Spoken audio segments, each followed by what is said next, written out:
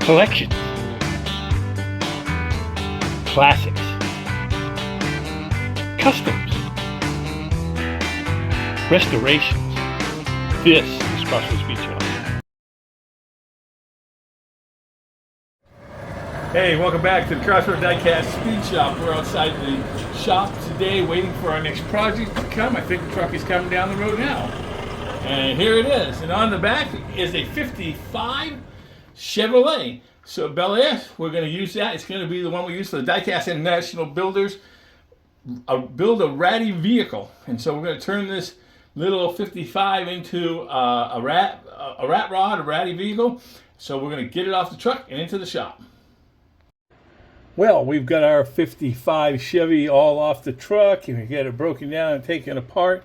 When it comes to these older 55 Chevys and stuff, a lot of them, they don't have anything. There's not much that, as far as inside. I usually just have this little black windshield, so I'll probably just give that a quick clean up and dip in just in the Pledge Revive just to give it some shine. Again, this car is in a bad shape. It's not, so that's, which is really good. But we're gonna have to do a little bit of work on it to make it into a ratty vehicle. And base is pretty good. It's chrome. Of course, we got the 3-spoke wheels, but we're gonna get some other type of wheels for it. I'm sure we got something for it. But anyways, this is the car that we're using for the Diecast International Builders build a ratty vehicle. So we're gonna get this thing going and get our project started. All right. Well, before we put our 55 Chevy into the stripper and start painting it, I always like to try to make sure I've got the wheels that I want to use and the axles that are fit. These are pretty good. These are in pretty good size and everything for that. But I do want to make sure. And again, I think you've seen me do this in other videos, I should say, on vehicles. I usually put the car together just to make sure that everything is fine, because sometimes some wheels you get fit really good on one car and it doesn't on another. But these wheels seem to be really good. I'm really happy with these, and it really runs really nice. These are Redline wheels, Real Riders on there, so I figured they should fit anyways. But anyway, so okay, so we got this. So now we can put the car in the stripper and get ready to paint. Let's move on. All right, well, we're moving right along on our Diecast International Builders Ratty Vehicle build. I chose this 55 Chevy to do that. It's a Hot Wheels casting. Some things I just wanted to point out about this on here, on this casting. There are some really heavy casting lines along here, along the fender. Because see, the hood goes in here. So, but there's a part that comes down here, and like this, on both sides.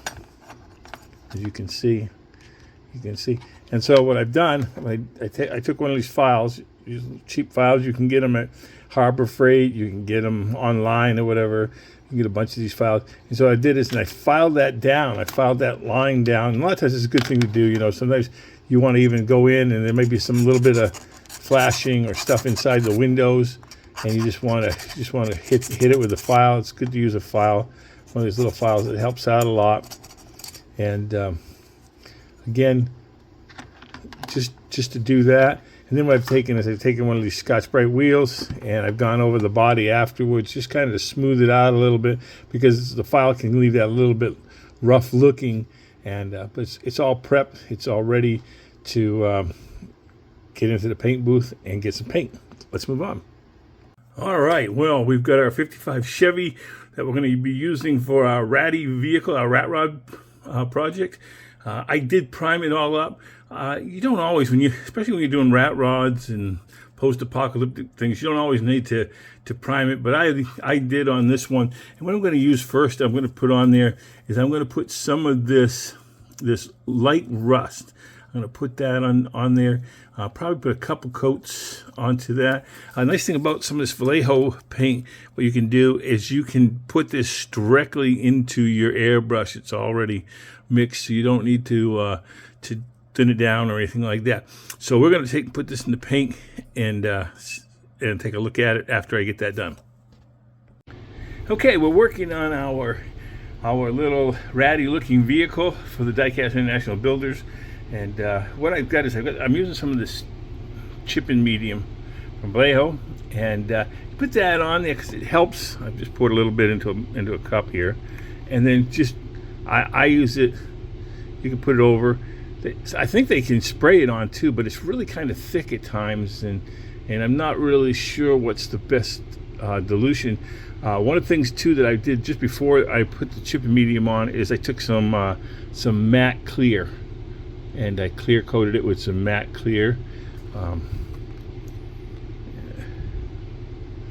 Again, just a brush, just one of those cheap brushes you can get at the dollar store or whatever, and just use it to apply.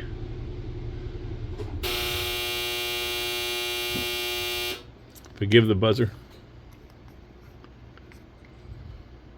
And then just apply it on there.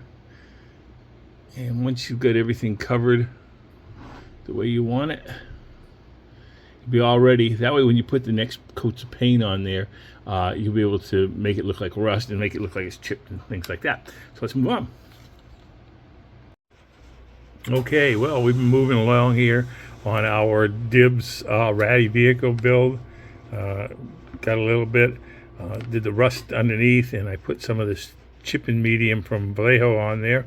And then what I did is I took some of this blue, sky blue paint, and I put that on there a little bit to, and then after chipping medium, then I just took a toothbrush and just worked on some of it.